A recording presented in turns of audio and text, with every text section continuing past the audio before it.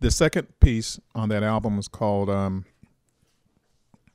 The Life and Death of Life.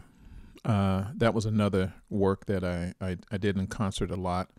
And this one reflects a soldier who was with me. Were carrying a tub of shit.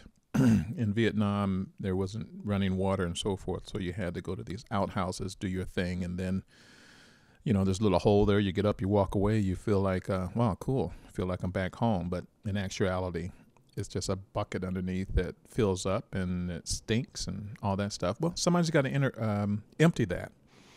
And so you have a duty as a soldier. It could be KP, where you peel potatoes, or it could be shit detail, where you take the shit out of one of these little outhouses and you take it out into the middle of the field, pour it into a hole, and then burn it. So I had this duty one time and had to carry it, and, you know, of course, it's splashing and it's getting over you and everything. And there's this other guy on the other side carrying the other handle. Turns out that this guy was a college student, and he either dropped out of college or something happened where he was now in Vietnam. And he looked over at me, and tears was all through his eyes about how he couldn't believe how his life had turned upside down, where one day he's in college working towards a degree, and the next thing he's carrying shit to be burned. And the guy broke down. He broke down and started to cry. I felt really bad for him. The thing about this kind of duty is I didn't know who the hell he was.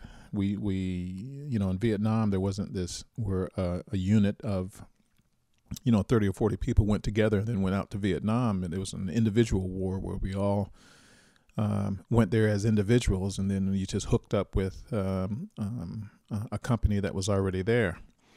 So I didn't know him except for the first day, and that was that day. But I felt for him. I felt sorry for him, and I tried to make him feel better. But, you know, who knows what he did after that. But I remember that day, and the life and death of life reflects that specific experience. And of course it's really speaking to the fact of him really thinking his life is over when just simply because he has to carry this shit. So here's an idea of what the life and death of life sounded like. This is actually from the War Story album, the War Stories album.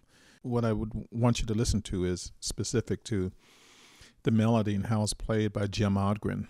I had this piece played many, many times, and it seems like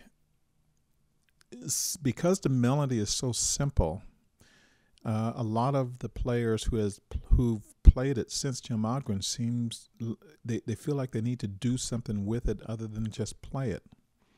They have no idea that if you just play the melody and you play it with heart and soul, that in itself will make the melody stand out, and that you don't need to embellish or anything like that. And that's the one thing I love about Jim Ogren's playing, is when he played it, it's never been played like that since.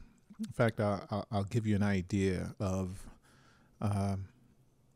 this melody being played by another saxophone player. I'm not even going to mention his name, but he lives in Chicago. He was in the band for a little bit, but you know, he's a jazz player, and he just felt like he needed to do something other than just play the melody.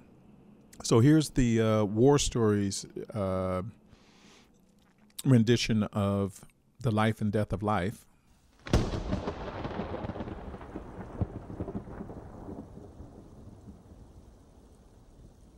I took that right off of a CD of sound effects.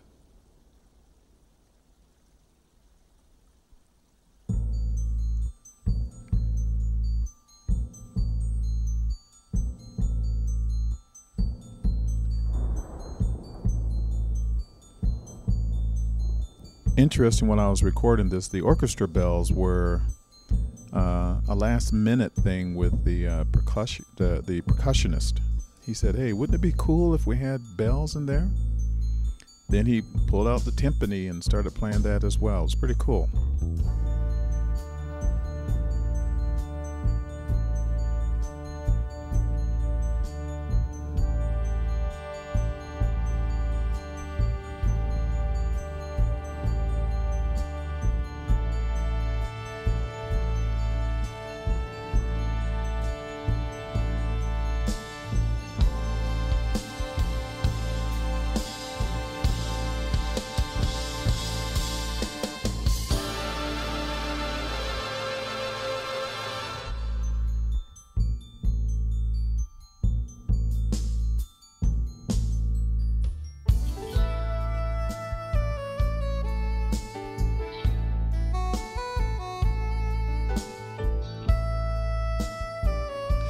That's Jim Odgren on soprano saxophone.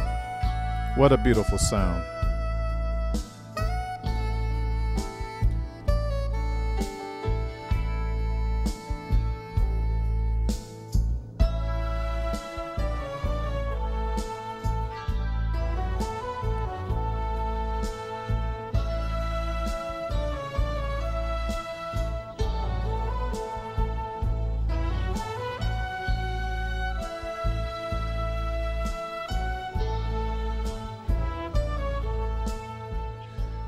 As you listen to this, you're going to see that the piece will have a accelerando when the second motif comes in.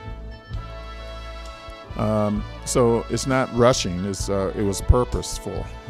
My wife wrote a tune once, and somebody listened to it and criticized it that it was rushing, when in fact she had an accelerando as well. This is in 5.5/4. Some people say that it's 11/8, but it is 5.5/4. 1, 2, 3, 4, 5. 1, 1, 2, 3, 4, 5. 1, 1, 2, 3, 4, 5. 1, 1, 2, 3, 4, 5, 6, 7, 8, 9, 10, 11. 1, 2, 3, 4. Yeah, it could be 11/8, but it is in 5.5/4.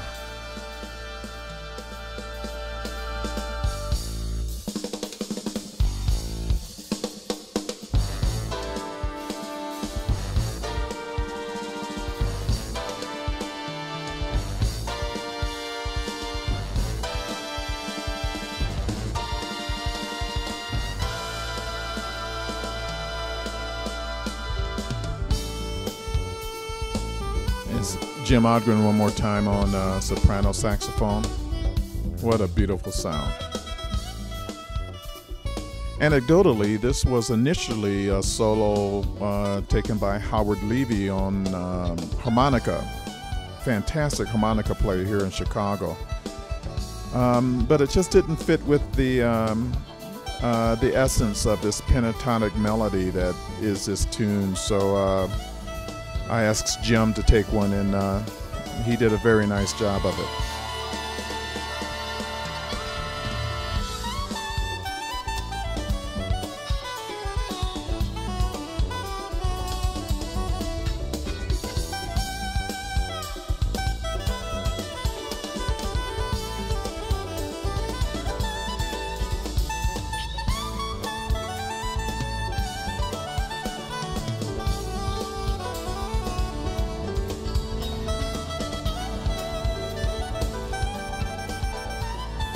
This chord is a diagonal harmony chord.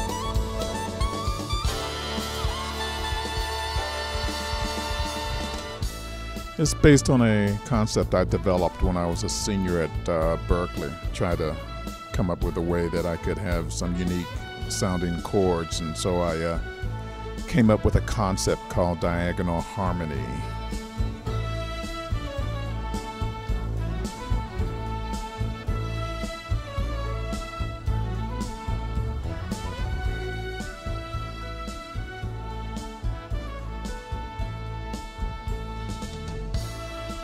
So this is the first motif, and the second motif, as you remember, that was presented by the trombones, that was in 5.5/4. I superimposed it over this melody, but instead of in 5.5/4, it's in 6. So I guess in that section I could have had it in 6, but I think this is pretty cool. Here it comes now.